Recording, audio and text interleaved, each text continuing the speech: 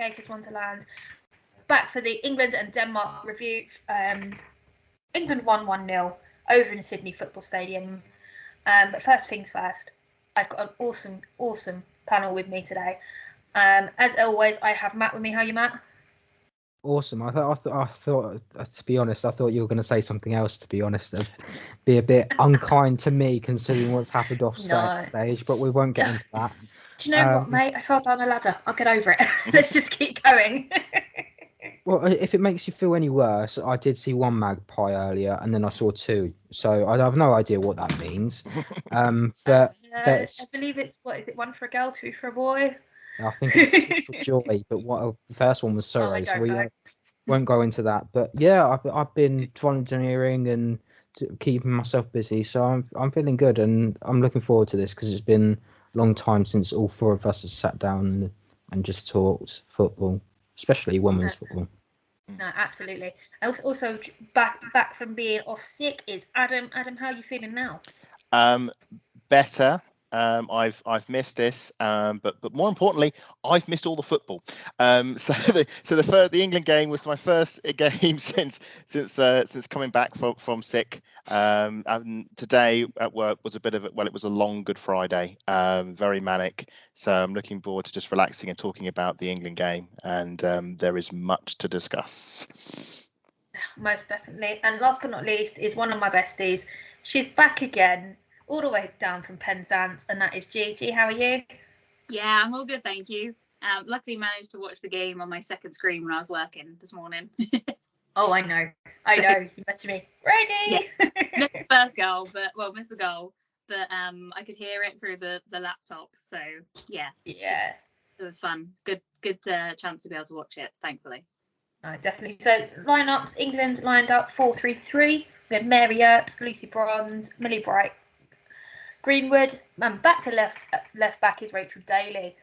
In the middle of the park, we had Georgia Stanway, Kira Walsh, Shanella Toon, and then up top we had Chloe Kelly, Alessia Russo, and Lauren James.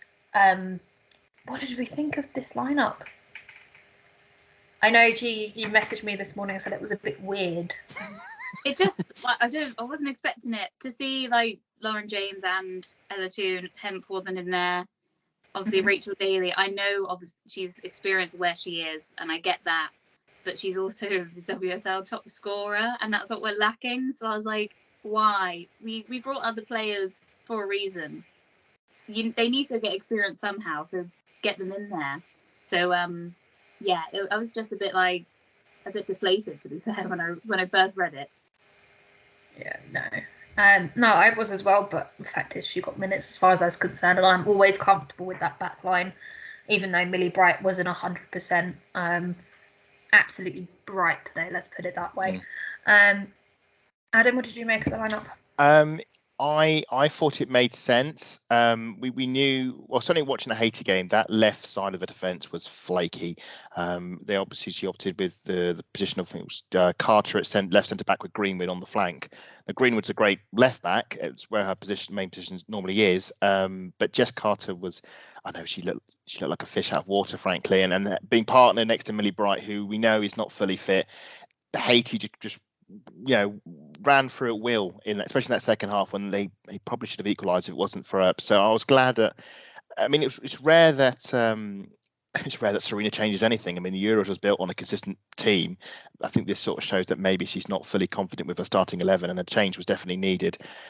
Greenwood to left centre back, absolutely logical. Played there before, and she's absolutely fine there. Daly, she's played left back before, and absolutely fine there. It's a closer back line to that of the Euros. The only change being a Greenwood to Leah swap.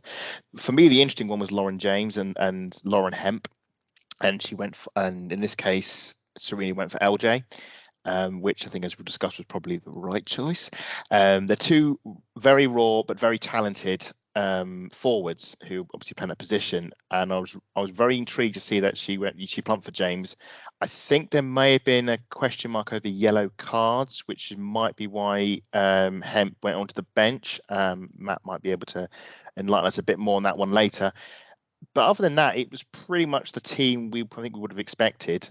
And I was all for it. It certainly wasn't. I couldn't see anything negative from the team, should I say? So I was happy with it.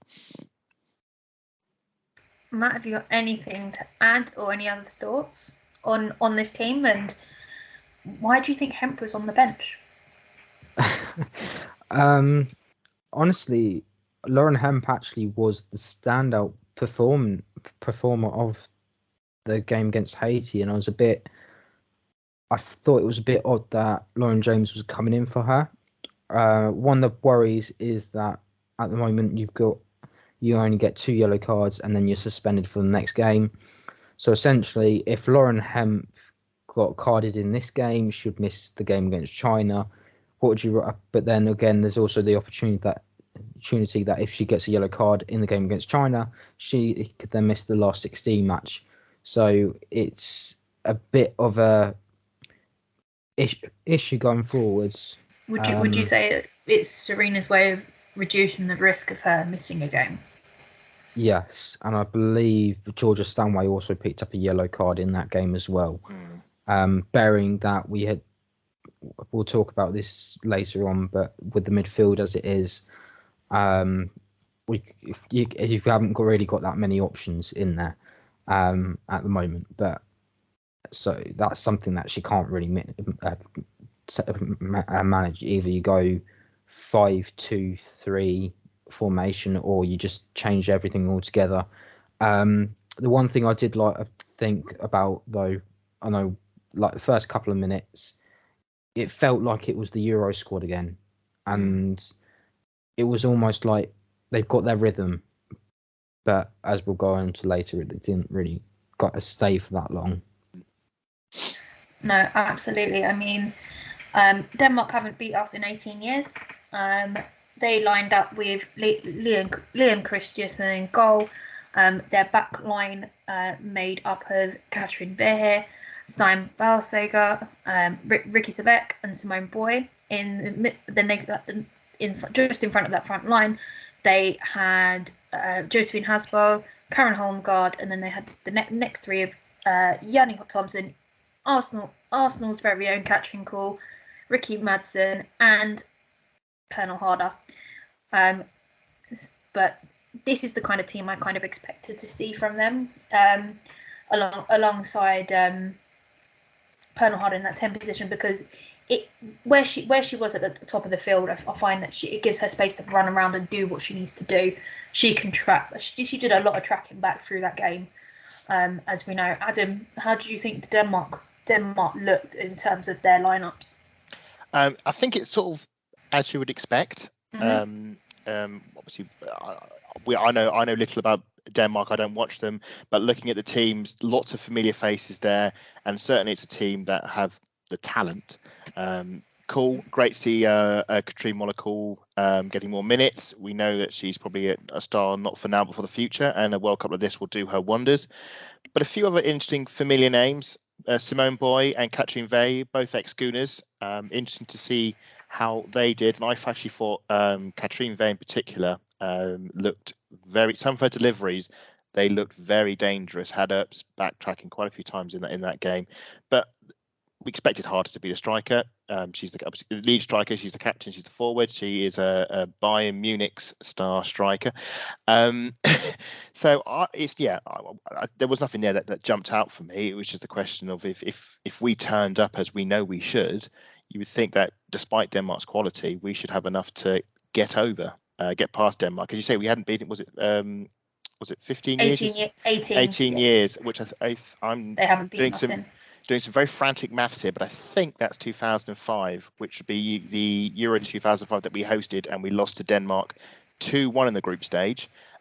Just for those who love a history buff and love the facts, that was Farrah Williams got a penalty really in the second half of that one to give us the lead, and we were set to go through. Oh no!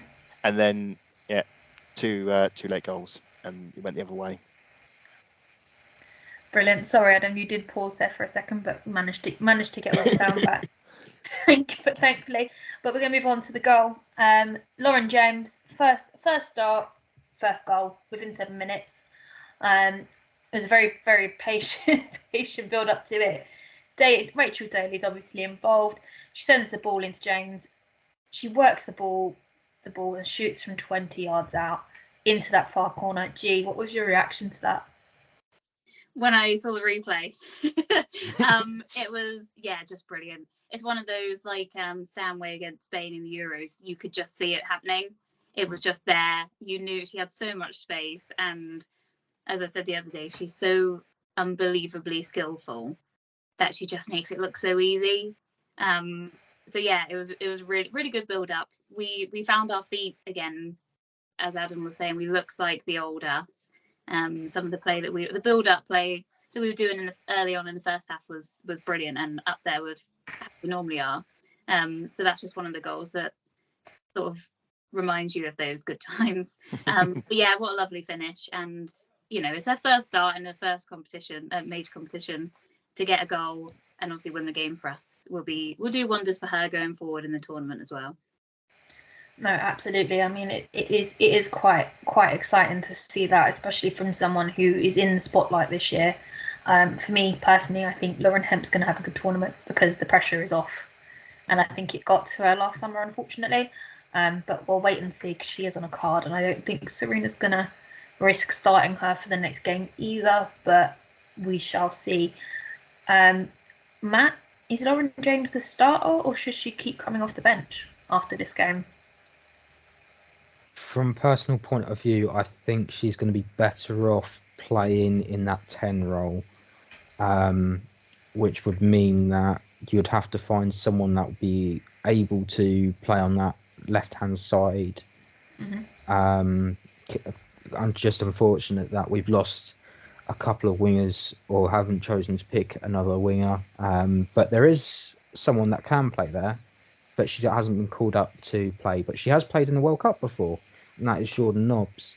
But Lauren, I think just because of the way Lauren James plays, I have had a couple of digs at her during our WSL games where she drags she'll do what she did for that goal. She does that, but then it will go wide, like miles wide or over.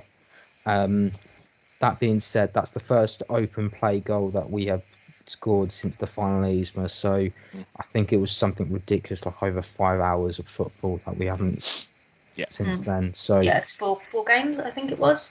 Yeah, that's what I said on the last pod. It was 4 games. I won 2 goals, and Lauren James had me. Adam, do you think Lauren James could fill Fran Kirby's boots? I know you weren't here for the last pod, but I was talking about how I think she could, but she'll be inexperienced in it, if that makes sense. I'm actually with Matt on this one. I think she should play at 10. The problem we have is that Serena has opted for Ella Toone as the 10, and this is sort of a cascade of the issues of not having Fran Kirby in the team. Because Ella Toone was so great in that attacking 10 role coming off the bench. I think we can agree after 2 games, I don't think we've seen that same Ella Toone, starting that position. And I think same with Alessia Russo. In order to have Ella Toone on the bench coming on, you need somebody to fulfill that 10 role, which logically is Lauren James. But Lauren James in there, you can have Ella Toone on the bench. You could then maybe have Hemp on the wings, and then Kelly. You could then probably have to have a different striker, because I think again I want Russo coming off the bench. So do you start Beth England maybe as a forward? But then you're massively changing the team, and I think Serena's mindset was probably, I'm going to move the bench to the starters and have new benches to come on, and that's why Toone and Russo are starting and Lauren James isn't. But I just don't think that's working. I would like to see James given a run at 10. Some of the moves she when she came inside, some of the there was a pass in the second half outside of the boot when she pinged it round to Kelly, was just superb. And you think, yes, that's sort of what I want to see. So I would like to see given a run in the against China at 10. Whether we will is another matter, but I think it's worth a stab. Yeah, no, definitely. I completely agree with you on that. I mean, when we were talking to Maze on the last pod, she said that Ella Toon's played every single game of the season for Man United, and she is tired. It shows. It's so tired. I'll be honest with you. During that first game against Haiti, I forgot she was playing, and she was quietish even today. So I do feel like she'll be better off coming off the bench for me. But again, it's a question: who do you put on that left side? Do we put Jess Carter back in centre back and move Daly up there? Because I would start England. I'll keep. But the problem is, if you keep Daly at left back and then put England as a main striker, suddenly you're running out of bench options because the only forward you got on the bench is Alicia Russo, and that's it. You don't have another forward, and suddenly you're running out of options, and all you've got are the. I don't want to say no, but I'd leave England on the bench. I'd put Jess Carter paired up with Millie, move Alex out to the left, and then put Rachel up on that left. Yeah, but then I think they leave. But then again, at the back, we look ropey against Haiti with that defensive partnership. And what you could also say is with Lauren James and we'll get to this, but Lauren James and Rachel Daly combining on the left was very good. It was key in the build up to the goal. That works. 100%. And it does work, and that's what you want to see on the left-hand side. Exactly. So I mean, normally it would be Beth Mead and Rachel Daly, and I love that partnership, and I absolutely adore it. But obviously, not around. But if that works, I'd leave it as it is. Yeah. But it works what for the I was opening thinking goal. Is it a possibility to do that? I think. Would it work as well? What to Because have? I'm not overly 100% confident in Jess Carter, and I never will be. So what would work? What is having Jess back in defence? Yeah. No, for me, I mean, if she's going to come on, she's going to have to be a bench player coming on to shore up. I can't see her as a starter. I think she looked very badly exposed in that Haiti game, and that's the case, if we get out the group, and that's still because of our results, we're not out the group yet, despite having 6 points. If we get out the group and we play, I don't know who it will be, Nigeria or Australia, that's still going to be decided. They'll tear her apart. No question. Absolutely. So for the first sort of 24 minutes, Denmark had 0.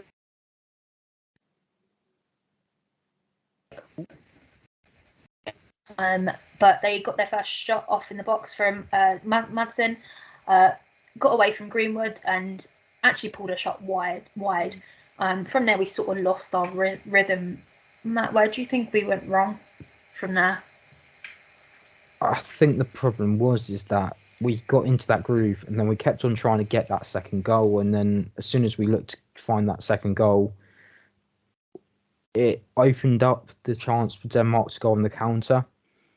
And if you remember the Haiti game, all of Haiti's chances were counter-attacking football.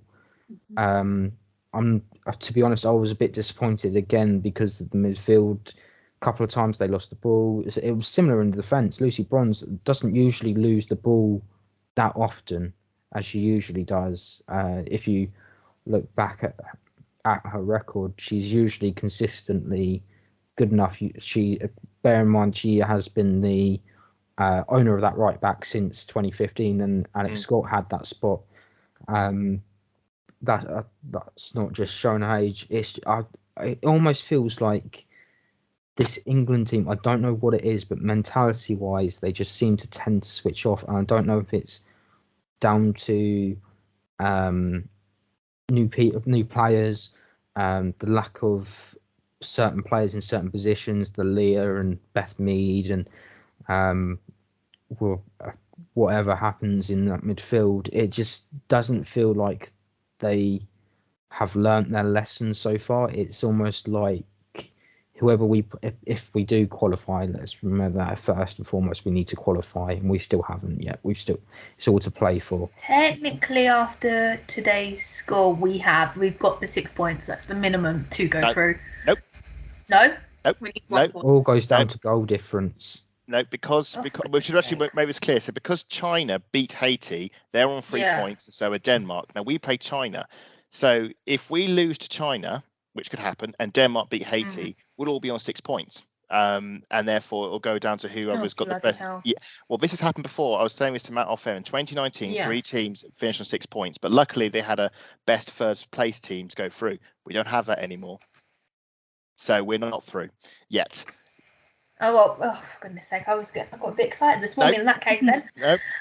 So thank you for that, Adam. But 36 minutes, the worst possible thing could happen, because I have a feeling those magic 3 letters have popped up to terrorise us Arsenal fans yet again. But this time in the form of Kira Walsh.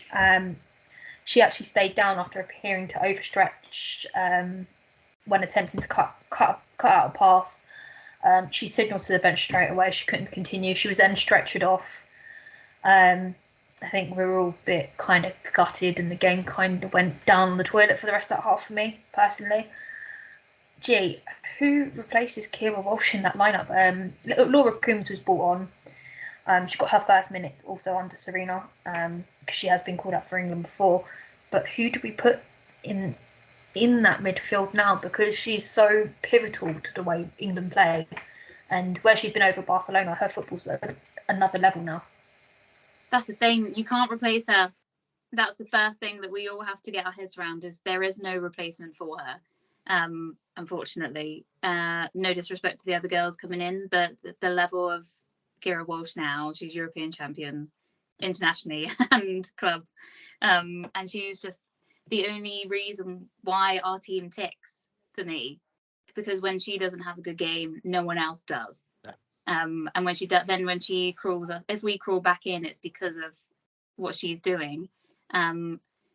Yeah, it was just, you can understand why she made that kind of challenge to block out a really good pass, but when the way she went down, you're just like, why have you done that?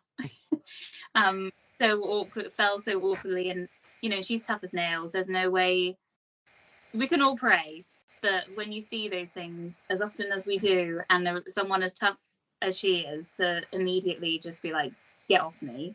I think Georgia Stanway was going straight to her, and she was like, get away. Yeah. This is not this is happening. Yeah, it's just gutting. I think, as you said, the game changed from that point. We looked pretty ropey ever since then. No disrespect to Laura Coombs, but she's not really played much in the friendlies either. So it's a big moment to come on in a World Cup when we're in that position. But yeah, it's devastating. We can only pray that it comes to be a Katie McCabe moment and it's not as bad as it looks. Oh yeah, that makes me He'll be smile. back On crutches one game for a Champions League game, but then back playing and scoring goals the next, which is what we love to see.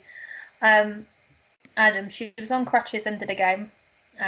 She had under tractor, you can see she had her knee strapped up.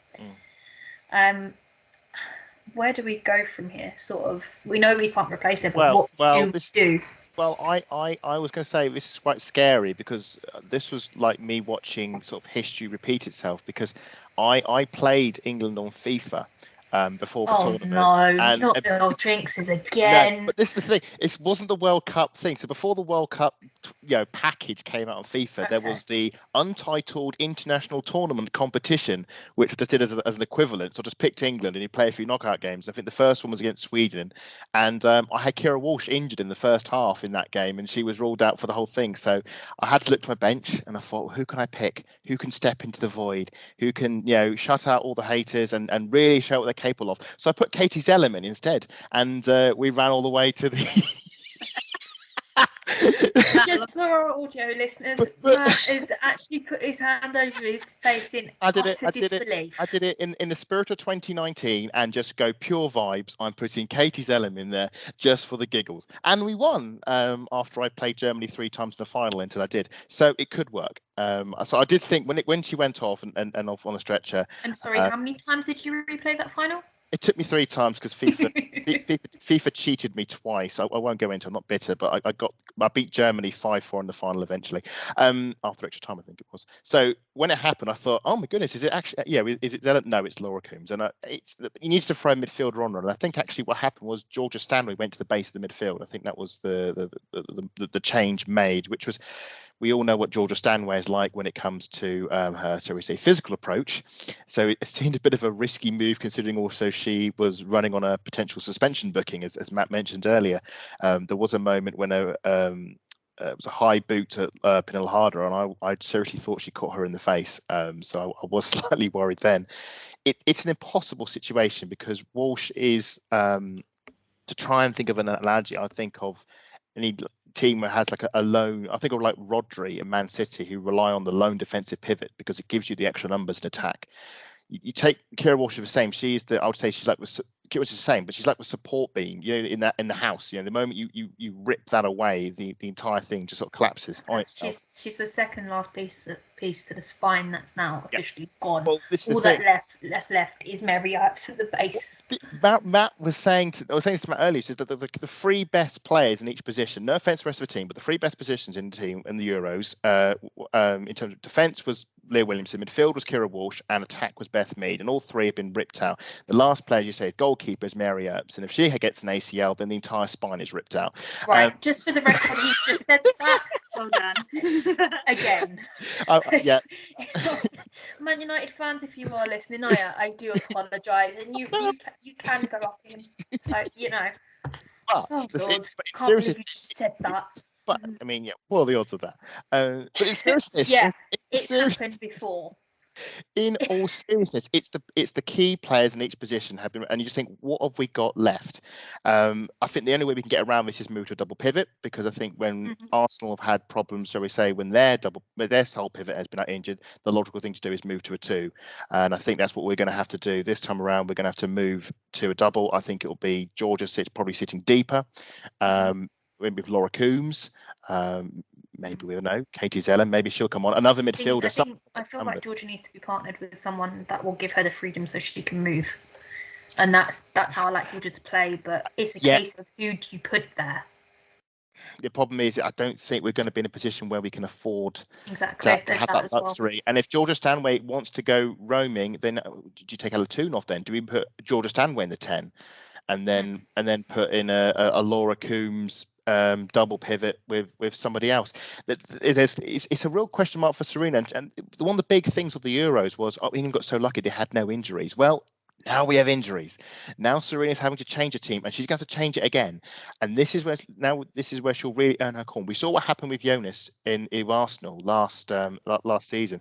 The way that he kept reinventing and kept evolving and kept changing the team, moving to the back three, putting Leah Williamson in midfield as he kept trying to fend off these endless waves of ACLs and hamstrings and holes in boots and players dropping left and right, and to get to the point where we actually won a trophy and got to a European semi-final. And even by the very, very end of the season, you can't fend it off forever. There was just nothing left, and it's up for Serena to do with this England team just to try and find a way, to forget how I want to play, how I want this England team is. What is the best way for the team to play despite these injuries? Is it we should go full defensive and counter attack?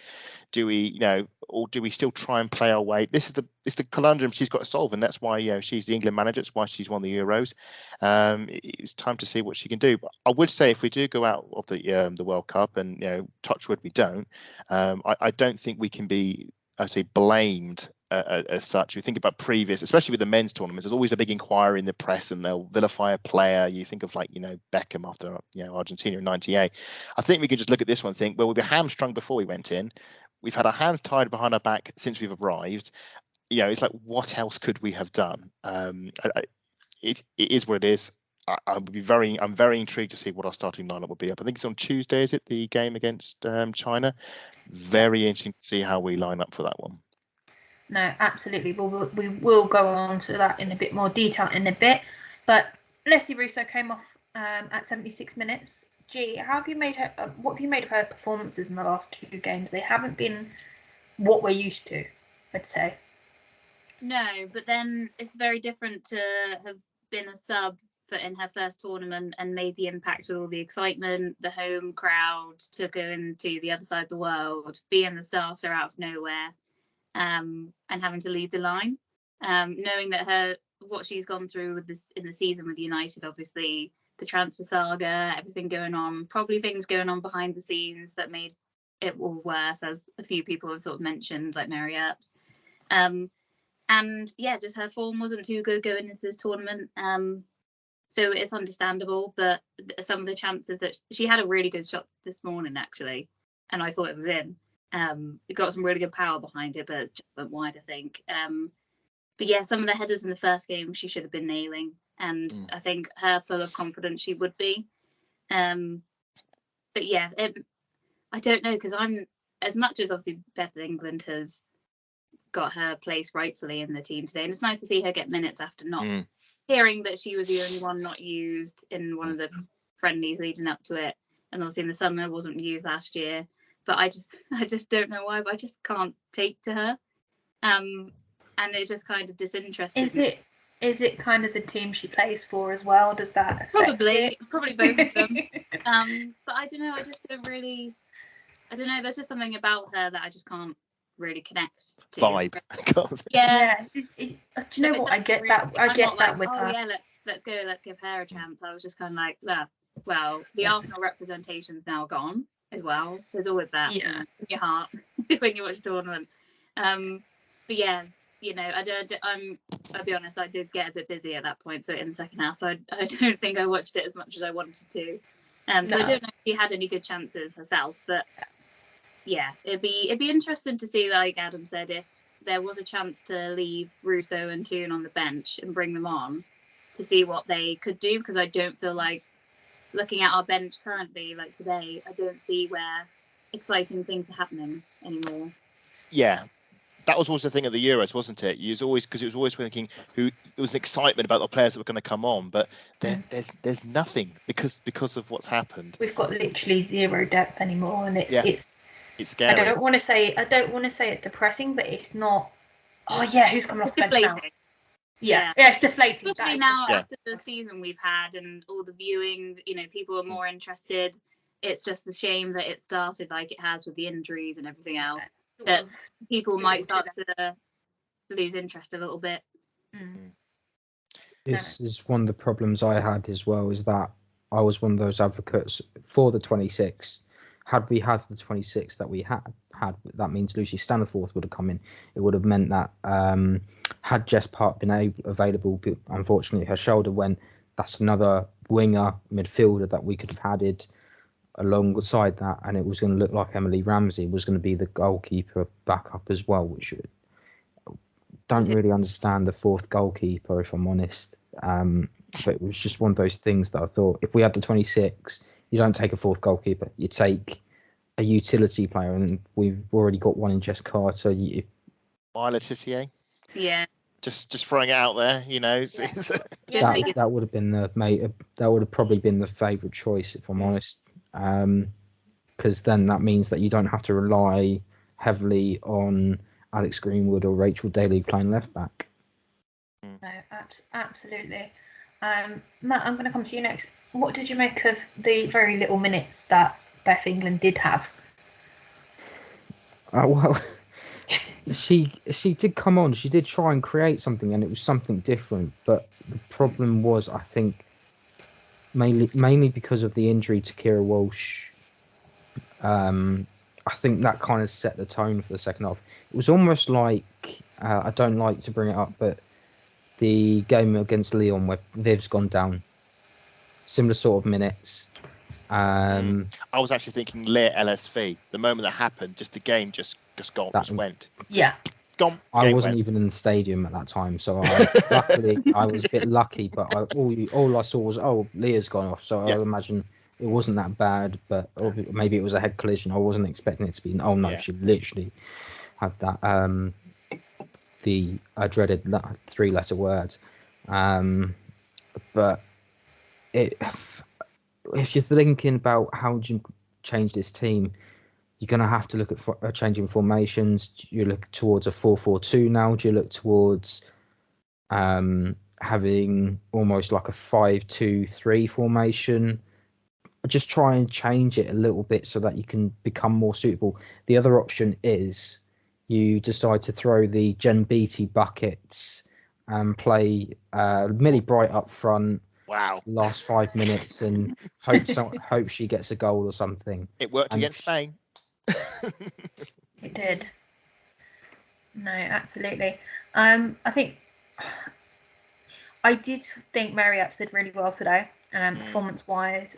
Denmark's had a total of 6 shots, 2 on target, 4 off target. Mary Epps managed to save 2.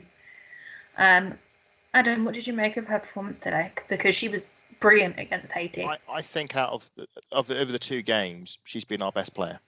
in both games. I mean, she is the reason why we're on 6 points and we're not on 2. I mean, let's make no bet. Denmark should have equalised in that game, and we got lucky. They hit the post very late on. They should have equalised, and that's, she's made some crucial. There's some very deep looping crosses that she got her hands to, crucial saves. I mean, we should just look at England. I think the fact that Earps has been this much exposed. I mean, I don't think she was exposed this much in the Euros at this stage of the competition. I don't think it was only until like against Spain and Sweden where we saw the real Mary Earps. Maybe a few against Austria in the opening game, but it's certainly against Haiti and Denmark, we shouldn't be this exposed. I think this says a lot about England. And I think if you look at the Haiti performance, we look at England, take the Kira Walsh injury out of the equation, because England were flatlining before she limped off. She was stretchered off. We have not looked coherent. We don't look like we're making all these moves, but there is no connection. Crosses are coming in, they're being headed clear. Passes are going to be made. Oh, they're being missed. The only time we looked like we had a coherent setup was, I was saying, the first 20 minutes against Denmark, and then they lost it. It just disappeared, and they never got it back. And then the Walsh injury happened, and I would say, look, an injury like that happens psychologically, it wipes out the team, and you could just tell the team didn't have anything in the tank. But they've not had anything for the last 2 games, and that is really worrying. And the fact now that I always feel like when you overexpose a keeper this early on, it means that we are due at some point. It's the older battle against XG. Eventually it'll catch up to you, and at some point we are due to have 2 or 3 goals go through into Mary Earps' net, because you can't keep relying on wonder saves from the keeper. A massive mistake from her, like at Brighton. 100%. Were up at LSV. Again, playing my I played FIFA card, I did a but this absolutely happened to me. I was doing a run on the World Cup with the Netherlands, and I had obviously Daphne von Domselaar in goal, and she was amazing, and she made brilliant saves, against the USA, kept me in the game when I was playing rubbish, and they got to a semi-final, and she had an absolute howler against Sweden, and I got knocked out. And that's for me, that is probably me being rubbish at FIFA, but that is also the universe balancing out. We also know that Earps she's got a mistake in her. We know. We just hope it's not in the tournament, and it'll be in a friendly somewhere. I remember, we had that one at Arsenal, which was quite handy when Marnham, you watched that Liata Marnham goal just go into her top corner, and obviously she had that one where she like punched the ball against Brighton, wasn't it? Punched the ball into her own net. She put it in her own net. It was Brighton. And we went into the Euros last season, last year, and I don't know if maybe we got lucky with the team setup that it all just clicked from I'd say the second game onwards, and we just looked like we just rode that wave all the way to the final. But it does look like there is no chemistry. There's no fizz and buzz and crackle. There's none of the excitement and the instinctive relationships and partnerships that we're used to, because players have been injured, new players have come in. We haven't had the proper preparation that we did at the last Euros. We had 3 friendlies before we went over to, we were in our own tournament, but we had 3 friendlies before the tournament started. To get everyone together, to familiarise ourselves with all the partnerships and relationships required. We had 1 friendly at Milton Keynes because of the toing and froing between the clubs and the international setup, trying to get the players released. One friendly where we looked naff. Behind closed doors friendly, which probably wasn't competitive because behind closed doors, and it's like, right, okay, now we begin, and they just don't look ready. I just don't think we are up to speed. I don't think the players are. I'm sure they're doing all the right things, but there's no pace, there's no intensity. The passes we seem to going wayward. I remember you mentioned Lucy Bronze. I remember there was a pass near to the box. Denmark just stepped in, picked up, ran away on the counter, and I just worry. I just don't think they're ready for the World Cup. And that's really, really worrying. And we've got China coming up next, and we've got 6 points on the board. I said this to Matt, and if I be smited by the heavens for saying this, I could see us getting tripped up by China, and if that happens, we're going home. And I don't think it would be unwarranted, because I don't think we certainly haven't played in a way that deserves to be considered, contenders for the World Cup, because we haven't performed yet.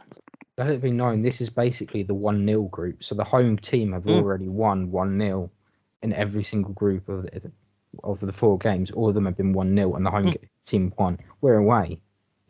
So what you're saying, Matt, is we're doomed. Well, if you want to call for my prediction, I might as well call China 1-0, but it doesn't mean we go through, probably, because we have the 1 goal difference over Denmark and China. It gets very confusing. But yeah, it's not good unless it clicks against China. I'm very worried for us. No, absolutely. I couldn't agree with you more. And I think for me personally, the missing piece is Leah Williamson. Yes. Millie Bright is not that leader. G, do you think I'm right on this? I think it's the missing piece. Yeah. Her attitude, the way she leads, it's just that's what's missing. What's actually interesting as well, because obviously before the Euros, Leah got the captaincy sort of out of nowhere, really, didn't she? I know with Arsenal sometimes she'll grab the band, but it was kind of a shock because you think, oh, maybe there's something behind the scenes you don't really see. And actually from things now, while she's not involved, with her talking to like that lady at the tennis, I can't remember her name, I think it's Billie Jean something, isn't it? And you could see she was proper having a conversation, like really deep in conversation and things. And then the lady comes out saying her brain is like phenomenal. The things she was saying, you could tell she's a leader. Yeah. And I think to have that taken away so quickly and towards the end of the season as well, it's going to be difficult for the girls. Yes, Millie is kind of the captain for Chelsea. Sometimes isn't. It's a whole different ballgame leading your country, isn't it? And I know she has stepped in other times before, but you feel like Leah's dynamics. They're different types of people, aren't they? Their little friendships within them, and But then again, you think if you look at our starting 11 a year ago, so you've lost Ellen White as well. The experience of Fran Kirby going to multiple tournaments. Some of the girls are so fresh still. They've won a Euro, some of them, but some of them also haven't been involved at all, didn't get any minutes. And some of them have never, this is their first World Cup. It's a big thing. And it just isn't clicking at the moment. And it's so, as we said, deflating because we want to be so behind it. We want them to keep going forward and real challenge and be up there in the end of the month. But yeah, it's just a real shame. I don't know who else is going to be a leader to step in either. I don't really see someone else. I do, but I don't think they're ready to be captain just yet. Because you're saying about Leah Williamson, there was a podcast I was listening to and they talked about England captains and how it used to just be a leader on the pitch, but now they're so much more. They're almost like a politician. The way you hear Leah Williamson talk about so many social issues around football, she speaks so well about that and about the problems they face. And I don't think Millie Bright can sort of maybe do that. I think she's more an on the pitch, marshal the defence, yell at her players, let's go. Leah is a lot more, I would say, not only intelligent, but a lot more articulate and can voice the team more. And I think there's one other person who can do that, and that's Lottie Woodman-Moy.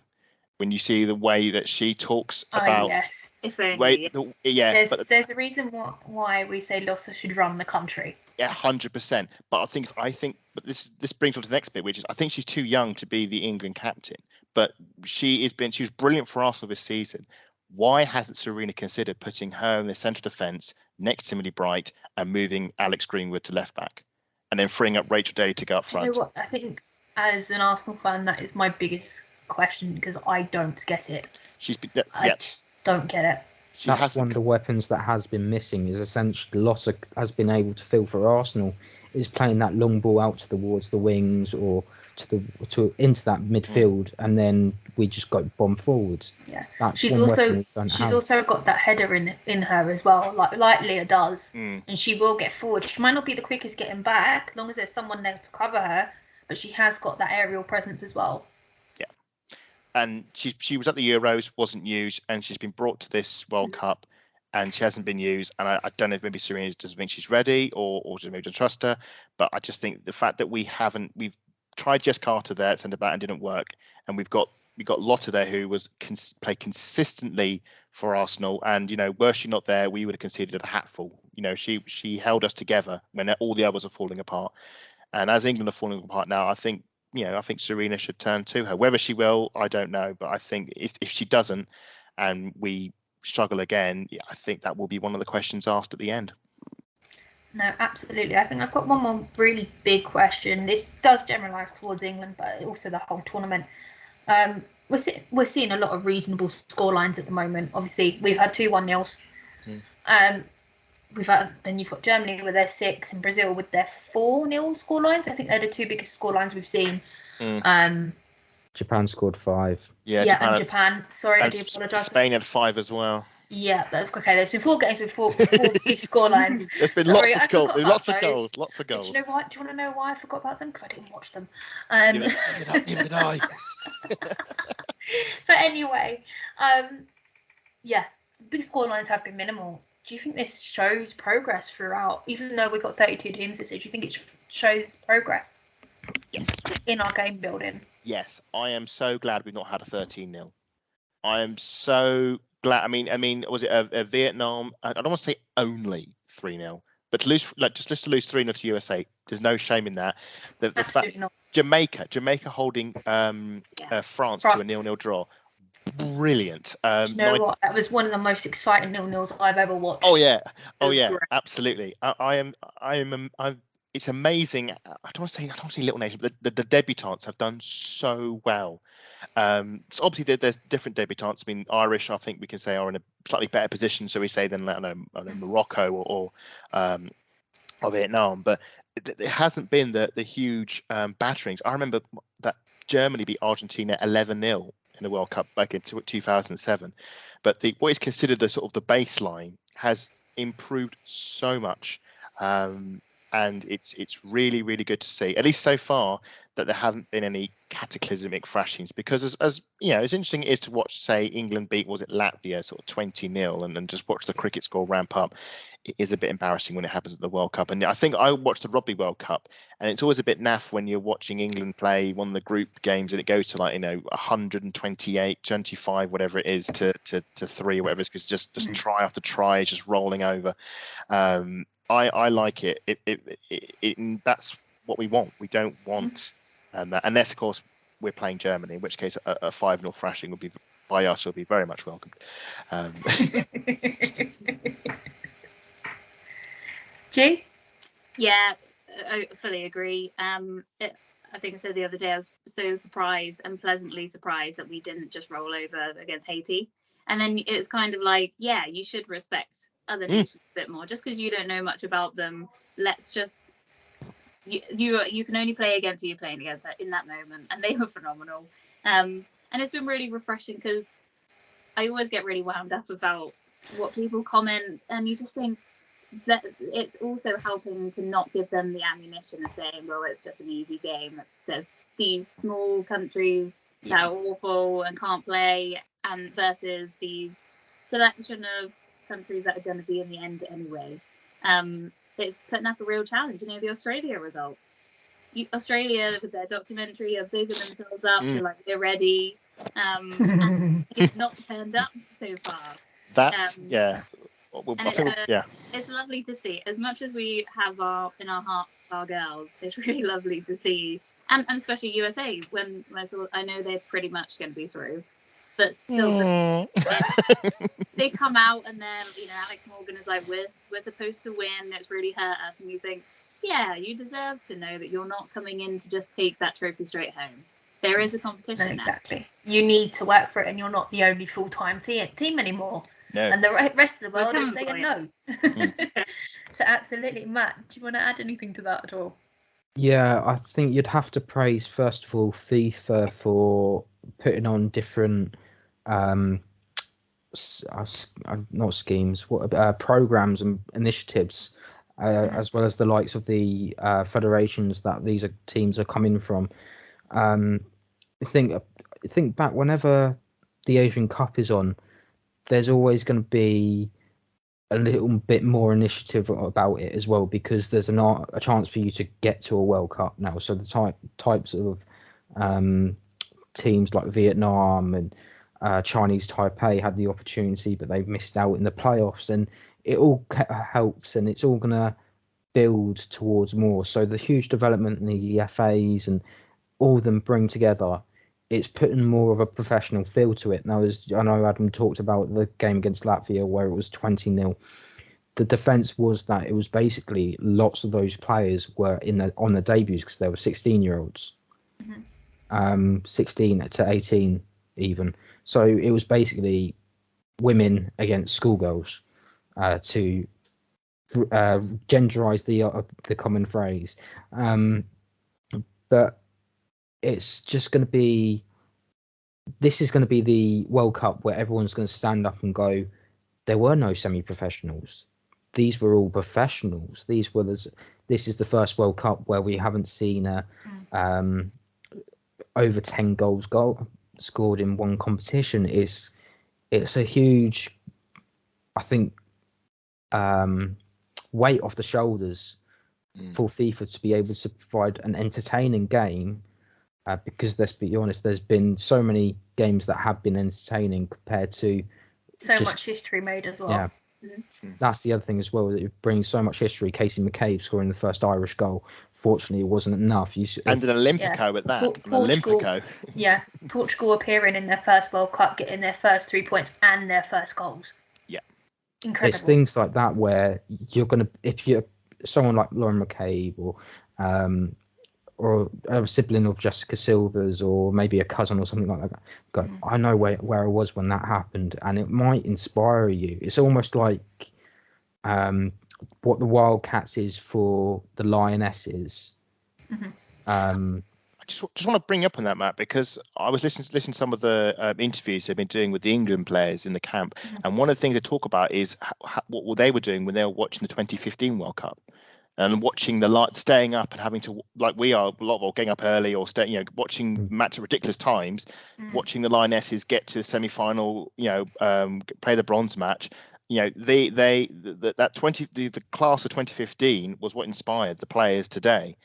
And I think it's going to be interesting to see 3 tournaments down the line, who will it be that said, yes, I remember staying up having to watch England or having to watch Jill Roord, in the USA versus Netherlands match, because we'll see that in the future, and that's very exciting. No, absolutely. I mean, I mentioned this on the last pod, but Adam, you weren't here. Karen Carney was talking about that, something similar on the comment on one of the half times, and she said she was inspired by Marta in 2003 when she was the first started playing her first World Cup, and then Karen Carney obviously went on to come and play for us as well as she got older. So those stories are always absolutely the best. But we're going to quickly move on to England and China. Really quick fire. Lauren Hemp's on a yellow card. Do we bench her? Play her off the bench, I should say, or do we start her? I'm going to go to G first because she's pulling faces at me. It's so hard to say, isn't it? Because you just don't want to risk it, and sometimes it can be so easily given. But yeah, you got to give it to Lauren James after today. You can't then take her out, I suppose, can you? Adam? As much as I would like drastic surgery done and lots of team players shuffled around, we know that's not Serena's style. She's very consistent. I mean, we mentioned it was so mind-bending and groundbreaking that she changed 2 players for the Denmark game.